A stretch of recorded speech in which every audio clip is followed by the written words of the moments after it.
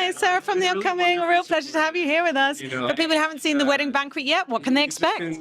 They can expect to laugh and to cry. And I understand it's a reimagining rather than a remake of Ang Lee's 1993 film, which of course she worked on the script for both. Why was now the right time to maybe revisit that story, but in the contemporary era? So it's always the right time to revisit the story, but now more than ever, it's the right time to remake this story. You know, in a moment when there's huge challenges to all of us, all of our freedoms, it's more important than ever to share the joy also.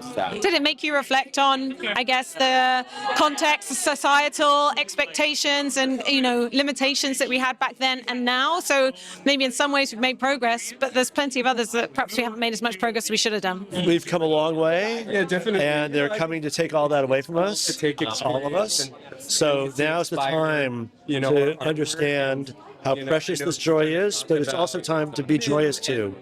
And what elements of the original did you want to feed in and guess the DNA of this story, and what really needed updating? The fun part about making this film with Andrew on and helping him write it was that I never looked back at the original. I didn't even rewatch it. I just didn't want to. I just wanted to kind of live now with this new generation's take on the film. I just rewatched the original a couple of weeks ago for the first time in over 30 years, and I can say two things. It's pretty good. But boy, the new one really hits me too. It really hits hard.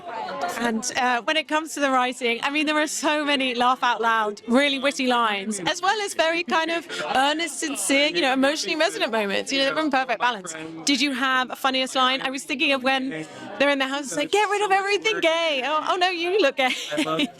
Do you have a funniest line? I don't have a favorite line because each line came alive with Yang and Lily Gladstone and the rest of this cast, and they're the ones who made these things funny. On the page, yeah, of course you can say that's a funny line, but it's not funny until you get those actors and this director to bring them to life. And it must have seemed like kind of a dream cast, and not only each individual, but the chemistry between them and how they sort of bounce off each other is really integral to the feeling of the film. Part of the making this movie was living the dream, making a movie with no assholes. Everybody was beautiful. They all loved each other, and that really comes out on screen. And what do you hope people will take away from watching the film? I guess thinking about different iterations of parenthood, about family, found family, and ultimately it feels like a very uplifting movie. Yeah, I mean, this is not homework.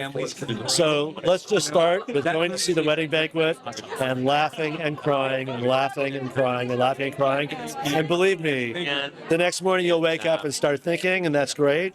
But our primary goal is to make sure you are so entertained that by the time you wake up and start thinking about stuff, you're in the world that Andrew Long created with the film. And of course, opening the BFI Flare now in its 39th year. What does that mean to you? And why do you think this festival is still so important? I think the BFI Flare has become more audacious and more fun over the years. I mean, it's hard to believe it's such an institution because when you look at the other films in this festival, they're all experiments. They're all great challenges. They're all fun. Many of them are fun and many of them are searing. But to me, that's the point of BFI Flare. It's never going to become an institution. Absolutely. Well, thanks so much for your time. Huge congratulations on the film. I absolutely loved every minute of it. So huge congrats. Thanks so much.